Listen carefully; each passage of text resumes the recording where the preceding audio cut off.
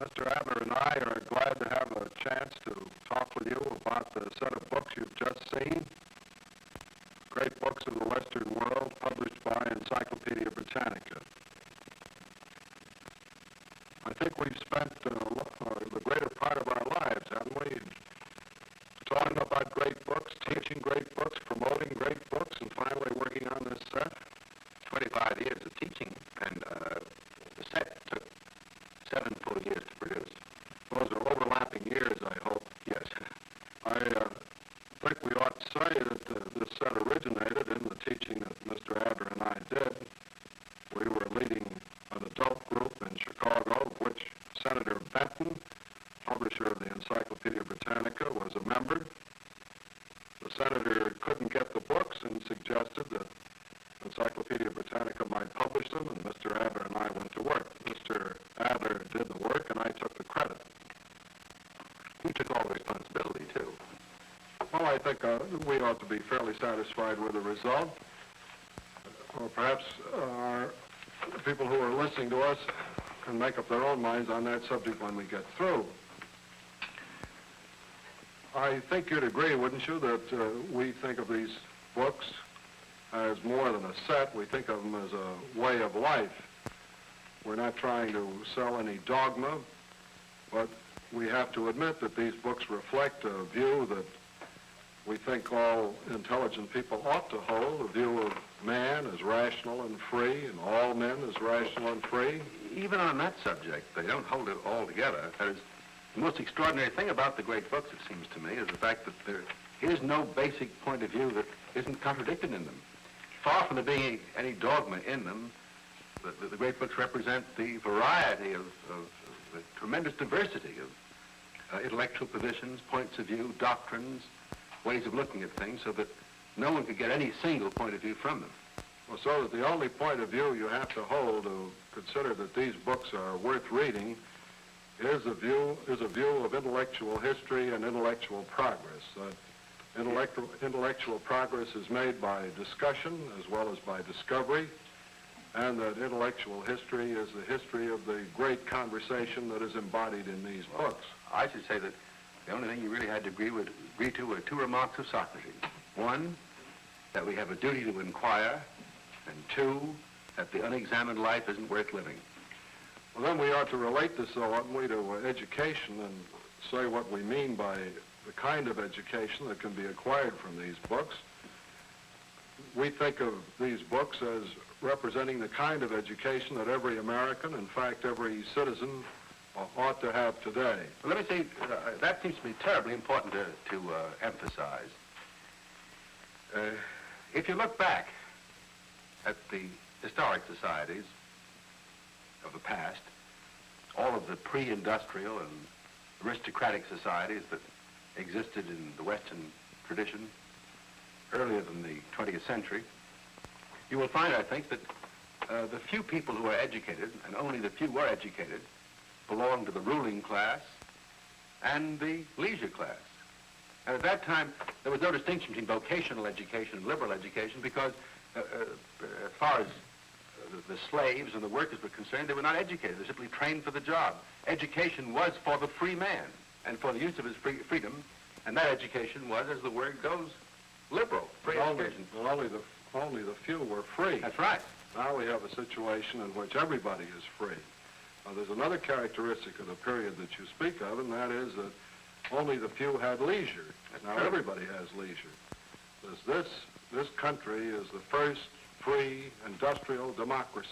Well, the immediate conclusion that seems to me you have to draw from that is that the kind of education that was given to the few in all the past centuries to enable them to lead a good life and to exercise their political responsibilities intelligently and well must now be given to everyone. The consequence of this is extraordinary. Education, and obviously one means by this liberal education, is now something that all men must possess as preparation for their duties as citizens and for their opportunities through leisure. As a consequence, also, the great books, which always were the substance of liberal education, must now be made available to all men. That I take it, is one of our purposes in editing and publishing this set of books. For it is not enough, as I shall try to point out in a moment, to have these books read in school and college. They must be available. They must be read by our adult citizens, men and women in the mature years of their life. Let me explain this last point. In the past, no one ever supposed that an education could be achieved in school. In fact, schooling was merely the beginning, the preparation for education, and education was something that a man achieved in the course of a whole lifetime of study. If you see the great books as an essential part of anyone's liberal education, you can understand this point, because the great books can't be mastered in school. They need a lifetime of reading, a lifetime of attention. It is only through reading them again and again and again that one, in the course of a whole life of learning, can achieve some little understanding, some insight, and some approach to wisdom. You may all know Mark Twain's somewhat jocular definition of a great book as a book which everybody wishes he had read. I have another somewhat jocular definition of the great books as the books that are over everybody's head all of the time. I mean by this that they are inexhaustible reading. One can never master them. That is why they have the educative power that they do. They are always intelligible at any level of one's life and learning, but one never reaches the point that they cease to be a source of one's learning or education.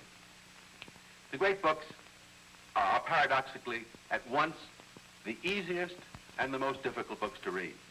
Their difficulty lies in the fact that they deal with the most important subjects, the most important ideas and problems that are difficult to deal with and understand. But they are the easiest books about these problems because they are the most clearly, the most intelligibly written. They handle these problems in a way that make the problems understandable to us and make them seem important to us in the daily concerns of our life in any age and any generation. In other words, Mr. Adler and I would hold that this set was anything but an antiquarian venture. We would not be interested in digging up the past just to look at it and see what it was like. In fact, a good definition of a classic is that it is a book that speaks to every age. We would hold that understanding and participating in the great conversation was one of the most urgent concerns of every American today. We see that our country is the most powerful on earth, and the question is, what are we going to do with our power? We are the richest country on earth, and it is a very pressing question to discover what we are going to do with our wealth. It seems only reasonable to hold that we may not have our wealth and power very long unless we learn how to use them wisely. We have leisure today in a volume and extent that our grandfathers would never have dreamed of. And what we do is to engage in more and more frantic ways of trying to find out how to amuse ourselves, with the net result that we get more and more bored every day. I suggest that we might agree on a few fundamental propositions. Wouldn't we agree that what happens in America will decide the fate of the world? Wouldn't we agree that what happens in America will depend on the capacity of Americans to act wisely? And if the capacity of Americans to act wisely is a determining factor, aren't we compelled to hold that the kind of education that we have, not merely in our schools, colleges, and universities, but the kind of education that all of us seek to engage in for our whole lives, may be the determining factor in the fate of America and the world? But we shouldn't want to rest our case on anything as vague, though it is important, as the generalities that I have just suggested. Ultimately, everything depends on the individual, on what each of us does with his own life, what each of us does to try to promote his fullest development as a human being. I think we agree that what happens to the individual depends in large part on his education. And this set is a contribution to the education of the adult American. Perhaps we've said enough about the general ideas and conceptions behind the set. Why don't we take a look at it? That's a good idea.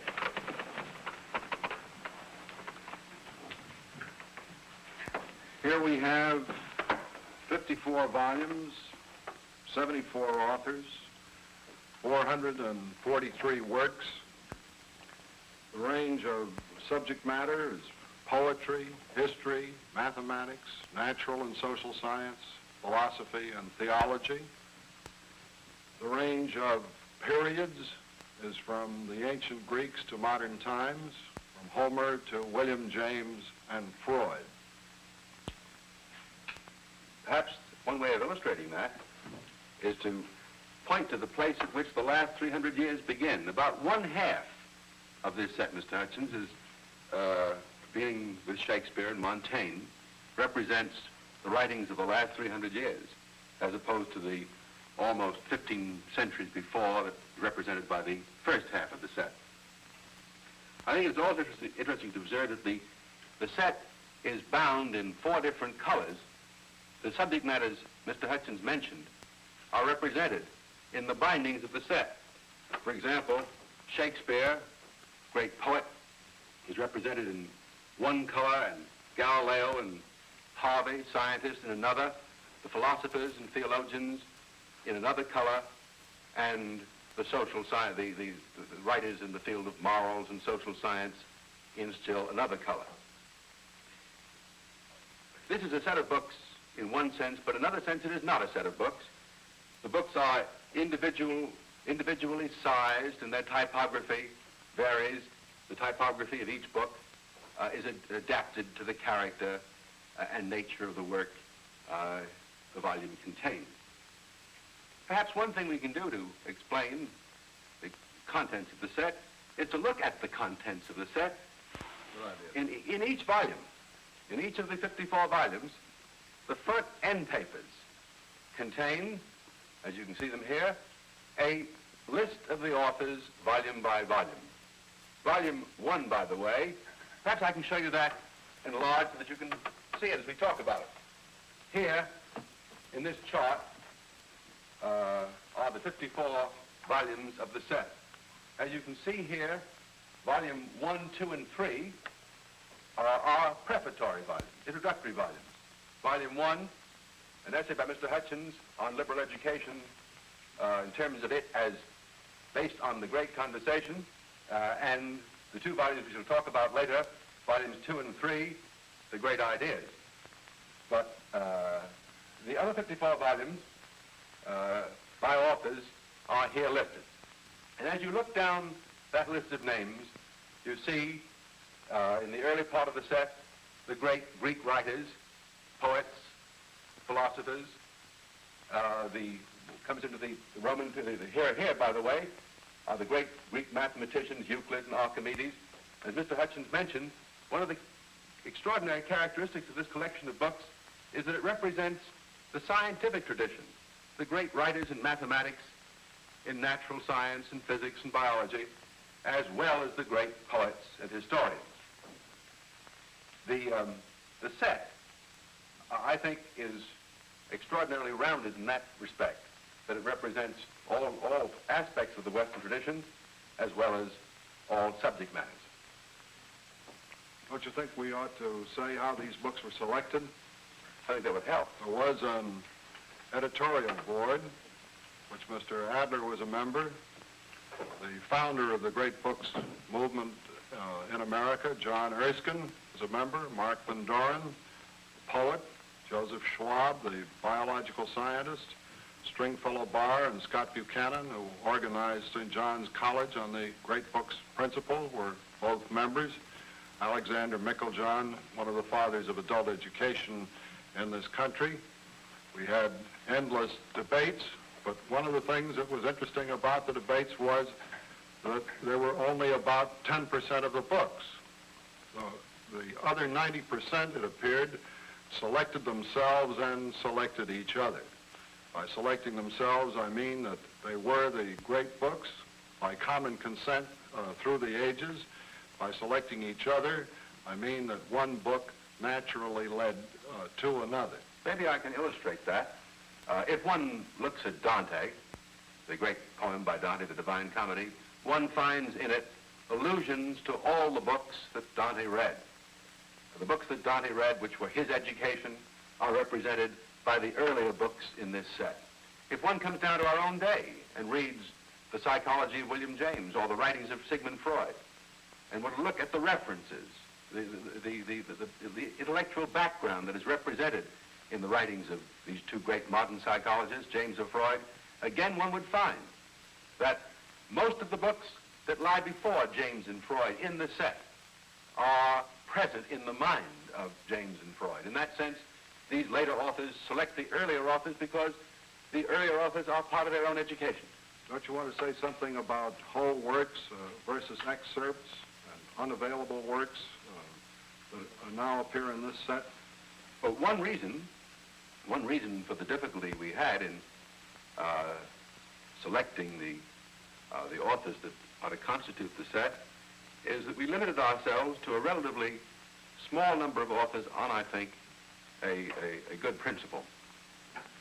The 74 authors that are represented here are represented not by fragments of their writings or excerpts, but by whole works, and in many cases by all the writings of an author, that all the works of Aristotle, all the dialogues of Plato, all the plays of Shakespeare. You asked me about the availability of the books in this set. There are in the set a great many works that can't be purchased at all. The works of the mathematicians, the three great astronomers, and in other cases, as in the case of the complete writings of Freud or some of the works of Immanuel Kant, the books that are included in this set can't be purchased except under extraordinary circumstances or at very great expense. So that the set contains a great deal that is not otherwise procurable, or at least not easily procurable. Perhaps we ought to state the editorial principles on which the set is organized. In the first place, the books are published in chronological order so that the reader may understand the great conversation as it develops. There are no introductions or explanatory material presenting the opinions of the editors. We decided that we wanted these books to come directly as they are to the reader without imposing our own interpretation upon them. Nevertheless, on the other hand, we did not want to produce and distribute furniture. We want the books read. And the question that arose was what kind of help should we provide for the reader without trying to tell him what we thought about the books ourselves. Mr. Adler at this point produced a great invention, unique in intellectual history, called the Syntopicon. And I will ask Mr. Adler to tell us about it. Perhaps I'd better begin by showing it. The first, the Syntopicon of volumes 2 and 3 of the set of books, 2 volumes of some 2,500 pages. And perhaps the easiest way, or the best way I can explain our hope that this work, the Syntopicon, will serve the reader, is to say that it is a device for enabling the reader to read in these books before he has read through them. It'd be hard to hope, too much to expect, I suppose, anyone to sit down and begin reading the set of books with Homer and reading straight through to Freud. The Syntopicon makes the books available to him in relation to any subject in which he is interested. The New York Times, in describing the Syntopicon, said it was an orderly means of access to the wisdom to be found in the great books. To explain to you how the Syntopicon works, how it helps the reader to read in the great books before he has read through them, let me show you something about the structure of the Syntopicon. A little while ago, I showed you the front end papers in each volume that gave the contents of the set. The rear end papers give the list of the great ideas, the 102 great ideas that represent the chapters, the 102 chapters of the Syntopicon. Let me show you those 102 ideas in a form that you can see them more readily. Here are the ideas running in volume 2 from angel to man, and then from mathematics to world. These ideas represent I dare say, most of the great problems, the great interests of men in the affairs of their life and in the conduct of their own lives and of society. Each idea represents a chapter of the Syntopicon, and each chapter of the Syntopicon is divided into 5 parts. And each of these 5 parts answers a question. Let me tell you now what the 5 questions are and show you part by part the structure of each of the 102 chapters of the Syntopicon. Let's consider any idea. Suppose let's take an idea that interests all of us today so much, the idea of democracy. The first thing the Syntopicon tries to answer is the question, what is the general outline and history of this idea? What is its development? What is the controversy? How is the controversy about democracy developed? That question is answered in the chapter on democracy by an introductory essay. There are 102 such introductory essays, 1,100 pages of reading matter in all. Then the next question the Syntopicon tries to answer is the question, what are the major themes, problems, or issues which have been discussed under the heading of this idea? And this question is answered by the second part of the chapter on democracy, the outline of topics. Here, as one runs down the page, one sees the principal topics which have been the subject of conversation and discussion on the great idea of democracy. In the 2 volumes of the Syntopicon, under the 102 ideas, there are about 3,000 separate topics. The third question the Syntopicon undertakes to answer is the question, on any topic, on any one of these 3,000 topics, what do the great books have to say? That question is answered in each chapter by what is the heart of the chapter, the third section of the chapter, the references. And there, as you see here in this chapter on democracy, under the first reference, the conceptions of democracy, the first topic, the comparison of democracy with other forms of government, are the references to the passages in the great books from the Bible and Homer down to William James and Freud, in which this theme or topic has been discussed. In the Syntopicon as a whole, there are more than 163,000 references to passages in the great books, organized topic by topic under the 3,000 topics. The fourth question the Syntopicon attempts to answer is this. What is the relation of this great idea, the one we're considering now, democracy or any other, to other great ideas? This question is answered by the fourth part of each chapter, the part that is called the cross-references. Here are the cross-references which refer the reader, topic by topic, to other chapters, other ideas connected in their discussion with the great idea of democracy. Finally, the fifth question the Syntopicon attempts to answer is the question, what other books should I read? What other books are worth reading outside the great books on a given subject? And this question is answered by the fifth part of each chapter, the part called the additional readings. Here, you see it, and on this page, in which, in this particular case on democracy, other books, books by authors not in this set of great books, are recommended as fundamental works on the subject of democracy. In the Syntopicon as a whole, there are 1,200 authors and about 2,600 titles recommended in the additional readings in the 102 chapters. Now, I'd like to take a moment more, Mr. Hutchins, to mention two additional statistics that I think will be of great interest to the user of this set. To produce these two volumes took 400,000 man-hours of reading, and I might say about $1 million in editorial costs and 7 years of work with 40 or 50 persons working in close collaboration. Do you know how many hours of reading for a given individual 400,000 man-hours comes to? Well, at 24 hours a day, that's 72 years. A man starting at birth reading 24 hours a day would take 72 years to do it. Or if he worked on an 8-hour day, it would take him 216 years to do the reading that has been done before the reader of the purchaser or user of this set starts. For this reading done for everyone is a way of enabling them to begin, other persons who use the set, to begin reading more easily, more readily, at the point of their own maximum interest.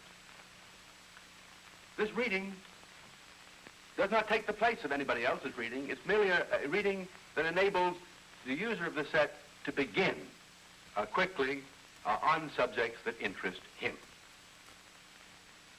One other way of stating the usefulness of the Syntopicon is to consider the 3,000 topics as each one of them a reading through the whole set.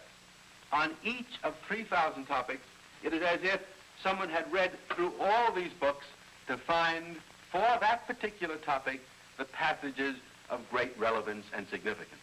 So that, looked at this way, the Syntopicon and its 3,000 topics provide something like 3,000 close-ups.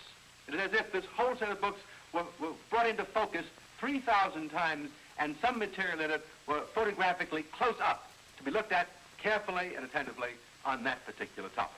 Most of my friends are interested in money, fame, power, and sex. I don't see those in the 102 ideas. What are we going to do about those? What we did, because 102 ideas, as enumerated here, would not cover everybody's interest, or certainly not immediately connect with things they think they're interested in, is to provide another part of the Syntopicon to enable them to go from a much larger set of notions or ideas into the great books. This part is called the Inventory of Terms, and it contains 1,800 additional notions, including money, fame, power, and sex. And your friends would be gratified, I'm sure, to find references to the great books on sex. In addition to the Inventory of Terms, there is one other feature of the Syntopicon I think I ought to mention, Mr. Hutchins, in closing. I said before that the Syntopicon provided the reader with the recommendation of about 2,600 other works by about 1,200 other authors. At the end of the Syntopicon, there is something called the bibliography of additional readings. And this bibliography gives the information that anyone would have to procure the books. The date of publication, the translations which they've been issued, the date of the author, and all the other bibliographical information needed by anyone to get readily to the books recommended. What Mr. Adler has just said emphasizes a point that we made earlier, and that is that the great books don't say it all. They are not the whole of Western thought. They are, however, the basis of Western thought and of Western civilization. They are the indispensable voices in the great conversation. These are the books that give meaning to all other books, and they can give meaning to the lives of all of us. This is the purpose of great books of the Western world.